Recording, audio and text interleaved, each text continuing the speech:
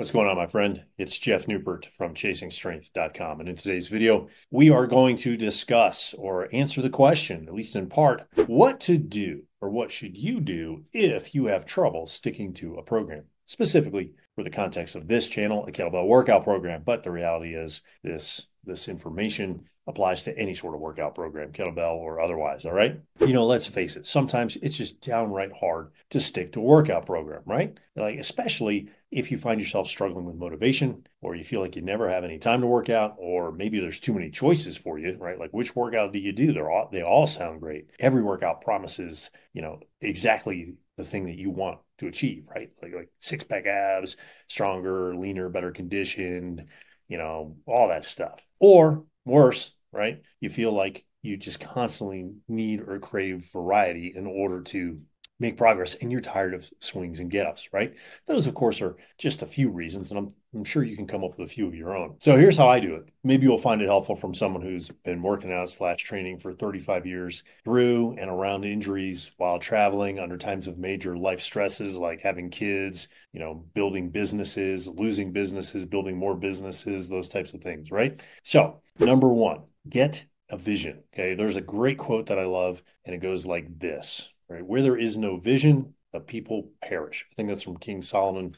Maybe it's from one of the prophets in the Bible. I'm not sure, but it's a great point. A vision is a picture of how you want things to be, and it's something that you can see in your imagination, right? So right now, if I said to you, whatever you do, don't think about a pink elephant. First thing that would pop in your head is probably a pink elephant. And that picture is pretty clear. That's an example of a vision. Okay. So for your vision, you want to make it as clear as possible. And then you want to walk towards it one step, one task, one workout at a time. All right. So that's number one, get a vision. Number two, this shocks a lot of people, especially in our work harder mindset mentality that we have here in the United States and in some other countries in the West. Okay. Number two is be an underachiever. In other words, do the bare minimum. Okay. Now, most people think about doing all the things they should do, especially if you're American, and either get overwhelmed and freeze up or get started on all the things and then fail because, life. Okay. So doing the bare minimum, being an underachiever is actually pretty easy. It's so easy, in fact, that you'll almost feel like an idiot for not actually doing it. Okay. So here's an example that I recommend for workouts. You just pick something, anything, and you do it for 10, 15, maybe even 20 minutes a day. Okay. Here's a sample, and we'll flash this up here on the screen. So your warm up would be 5 minutes. Your main session, your main workout would be 10 to 15 minutes, almost said 10 to 15 sessions. No, you'll feel pretty good if you can string 10 or 15 of these sessions in a row together. Okay. But the main session, or what you're doing for your main workout, that's going to be 10 to 15 minutes. And then your cool down, and that's going to be another 5 minutes. So your total minimum workout time is about 20 minutes. Now, what does this do for you, and how can it possibly be effective? Well, it's pretty simple. It just builds your consistency muscle. Okay. Remember, consistency, not effort or intensity, is king. Okay. Number three, hold yourself accountable. Integrity, it said, is like a muscle. The more you use it, the stronger it gets. So one of the easiest ways to remain in integrity with yourself, doing what you say you're going to do, is to hold yourself accountable to someone or something. Okay. Tell a like-minded friend or spouse about your vision, about your goals, and then set up a consequence for not doing what you say you're going to do. For example, pay $100 to a charity of your choice, right? Or if you are the type of person who needs negative reinforcement, pay $100 to an organization that you do not agree with. Okay. So yet another way to hold yourself accountable is to pay for a professionally designed program instead of trying to come up with something yourself, right? Or find freebies on the interwebs.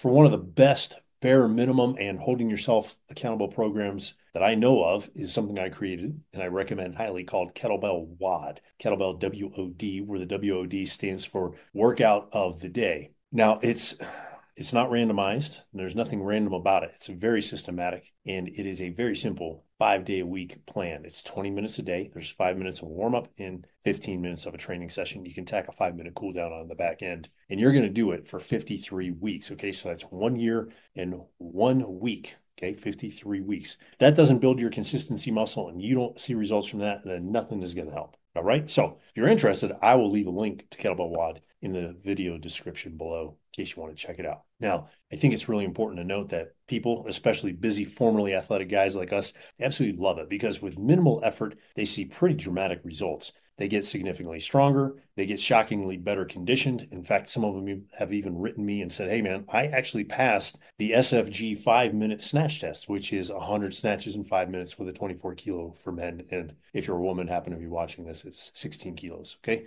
And in fact, many are blown away with just how simply showing up, okay, the simple act of showing up for 20 minutes a day, almost like practice. Remember good old fashioned practice when we were in high school and college, right? You go to sports practice. It's every day. It's not when you feel like it. If you want to be on the team, right? If you want to compete and win, showing up every day is almost just like practice. Guys are shocked that doing this, practicing, showing up every day, 5 days a week, makes them leaner, stronger, gives them looser fitting pants, and develops a much more muscular upper body, upper back and shoulders and arms than maybe 3 days a week or 2 days a week or whenever they feel like. Okay. So, and obviously that makes pretty good sense, right? So remember, vision, consistency, and accountability will all keep you on a straight and narrow. And before you know it, you'll be a leaner, stronger, better conditioned version of your current self. All right. Hopefully you found this video helpful. If you did, click the like button, smash the subscribe button, leave me a comment in the comment section below. If you found it really helpful, share it with a friend who's struggling with being consistent with their workouts.